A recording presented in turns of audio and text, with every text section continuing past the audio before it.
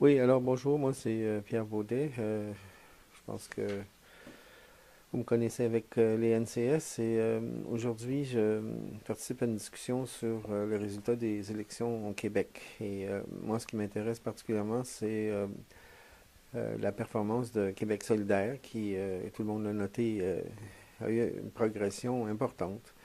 Je veux juste noter quelques points sur cette situation-là. Bon, Québec solidaire a augmenté le nombre de votes de 114%, c'est plus que le double, c'est loin d'être insignifiant. Quand on regarde au niveau du pourcentage, c'est un peu plus bas compte tenu du fait qu'il y a eu plus de voteurs, mais c'est quand même 60%. Et donc, d'un côté comme de l'autre, on observe une croissance très importante du vote. On observe aussi une croissance très rapide du membership. On constate aussi que lors des élections, lors de la campagne électorale, Québec solidaire s'est bien positionné. La campagne a été menée d'une façon assez professionnelle dans plusieurs comtés, avec plusieurs centaines, et je dirais même sans exagérer, plusieurs milliers de personnes qui ont participé. Autre fait notable, je pense que la campagne de Québec solidaire avait une qualité. Elle était axée sur 5 thèmes. C'était pas dispersé, c'était pas incompréhensible. C'était un ton, je pense, tout à fait adapté au Québec, à la population. Bien sûr de gauche, mais orienté autour de questions très concrètes comme les ressources, comme l'énergie, comme le transport et comme la question de la santé, de l'éducation, évidemment. Et donc, pour faire une histoire courte, ça a été une belle campagne et le Québec solidaire a réussi évidemment à s'ancrer dans le paysage. L'élection de Françoise David est très importante. Je pense que ça va avoir un impact aussi important que celui d'Amir Kadir il y a 3 ans. Et donc, on peut dire que les choses présentent assez bien, puis que jusqu'à un certain point, la mission a été accomplie. Par contre, et là, je veux parler de l'autre côté de la chose, c'est-à-dire qu'il y a des fragilités dans cette avancée-là. Au début de la campagne, pendant la campagne, beaucoup de sondages démontraient que ça tournait autour de 10%, des fois ça montait un petit peu 11%, et le résultat, ça a été 6%. Comment expliquer ça et comment comprendre ça? Il y a plusieurs facteurs qui, je pense, expliquent le tassement du vote, qui, je l'ai dit tantôt, a connu une grande croissance, mais moins que ce qui était prévu. Un premier facteur, c'est que Québec solidaire reste encore très montréalo-centré. Et à Montréal, c'est presque 14% l'augmentation du vote pour Québec solidaire, alors qu'en région, presque partout, ça a stagné. Et même, ça a un petit peu, ça n'a pas tellement reculé, mais ça a stagné. Ça a stagné en Outaouais, ça a stagné au Saguenay, sur la rive sud, dans les couronnes nord.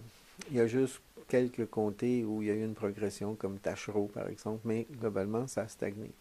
Alors, Québec solidaire reste très fort à Montréal, a connu une progression importante, évidemment, Gouin avec l'élection de Françoise David, mais aussi Laurier-Lorion et Bourassa. C'est deux situations qui m'intéressent, où il y a beaucoup d'immigrants et où les deux candidats de Québec solidaire ont vraiment travaillé très fort puis ont fait sortir le vote. Mais c'est montréalo-centré. Et donc, en région, les bases sont faibles. La reconnaissance de Québec solidaire est faible. Plusieurs observateurs qui disaient on n'a pas vraiment réussi à sortir euh, du lot. Alors ça, c'est un premier facteur. Il y a un deuxième facteur que j'appellerais l'espèce de guerre, peut-être que le mot est un peu fort, mais pas vraiment entre Québec solidaire et les médias, et en particulier le réseau québécois, qui justement en région est extrêmement fort. On parle évidemment télé, journaux et ainsi de suite, c'est une guerre. Et Québécois et tous ces chroniqueurs de droite fait un effort substantiel pour diminuer, diaboliser, ridiculiser et tout simplement ignorer Québec solidaire. Ça, cette situation-là, elle est difficile. Il n'y a pas de solution magique, mais il va falloir la regarder très attentivement. troisième facteur expliquant la fragilité, c'est ce que j'appellerais la polarisation. Tout le monde a parlé évidemment du vote stratégique. Et je pense que ça a contribué à plusieurs milliers d'électeurs et d'électrices qui, à la fin, ont voté pour le Parti québécois pour éviter l'élection des libéraux ou de la CAQ. Alors ça va rester comme un débat important. Et aussi dans la polarisation, et également lié à ce vote stratégique, on note le fait qu'un certain nombre de mouvements sociaux importants, je pense aux syndicats en particulier, ne se sont pas engagés vraiment avec Québec solidaire. Là, je ne parle pas des syndicalistes, je ne parle pas d'un grand nombre de militants, mais je parle des structures syndicales qui ne se sont pas engagées en disant, plus ou moins implicitement, il y a des exceptions. Par exemple, en disant implicitement qu'ils ne pouvaient pas se prononcer, puis que l'important c'était de battre les libéraux. J'étais pour dire, il y a eu l'exception du Conseil central, de la CSN à Montréal, il y a eu l'exception de la FNEC, mais globalement, le mouvement syndical n'a pas embarqué. Alors, pour conclure, qu'est-ce qu'on peut prévoir? On peut prévoir que la présence de Québec solidaire va être davantage affirmée. La présence de Françoise David à l'Assemblée nationale, la médiatisation qui va accompagner ça va certainement faire une différence, nonobstant le problème que j'ai noté avec Québécois et un certain nombre de médias. L'augmentation du membership, 14 000 membres de Québec solidaire, on ne peut pas penser que ça va être 14 000 personnes qui vont continuer à s'investir à plein, mais un bon nombre peuvent. Et donc, je note dans un certain nombre de comtés qu'il y a déjà un travail. En fait, la prochaine campagne électorale est déjà commencée, parce que de toute façon, ça va arriver dans 18 mois ou dans 24 mois. Et là, il y a des équipes de plusieurs centaines de personnes qui quadrillent, qui organisent, qui visitent les gens. Et comme à Bourassa, par exemple, qui compte Montréal-Nord, okay, c'est un travail de fourmi, maison par maison, famille par famille. Ça continue, ça. Et donc, je pense qu'il va y avoir une inflexion de Québec solidaire au niveau local, là où il y a des équipes un peu plus fortes pour préparer la prochaine campagne et aussi pour participer aux campagnes locales là, sur des enjeux locaux. Troisième défi, c'est le lien avec les mouvements sociaux. J'ai mentionné tantôt la question syndicale, je n'insisterai pas plus. Je mentionnerai toute la question du mouvement étudiant et des carrés rouges. Alors, les carrés rouges n'ont pas été, bien sûr, une émanation de Québec solidaire. C'est un mouvement social d'une grande profondeur. Dans quelle mesure ça va se développer ou se redévelopper. Là, le gouvernement Marois a annoncé des états généraux ou, en tout cas, une grande consultation sur l'éducation. On peut s'attendre à ce que les étudiants et les étudiantes participent beaucoup à ça. Et Québec solidaire est quand même le seul parti à être absolument clair et net sur cette question-là. Alors, je pense que ça, c'est un défi. J'en mentionnerai deux autres. Il y a un dialogue avec d'autres forces politiques. Québec solidaire avait fait une entente avec Option nationale pour se désister dans le comté où se présentait le chef de l'Option nationale. Il y a aussi des pourparlers ou des discussions ou des possibilités de convergence avec d'autres partis de gauche écologiques au Québec, mais aussi au Canada, parce qu'il y a la situation avec le NPD.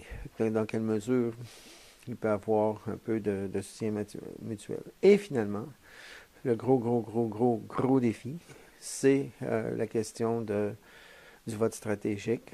C'est certain que Québec solidaire ne veut pas et n'a pas non plus, je pense en principe, à s'effacer devant le PQ, malgré ce que certains ont dit.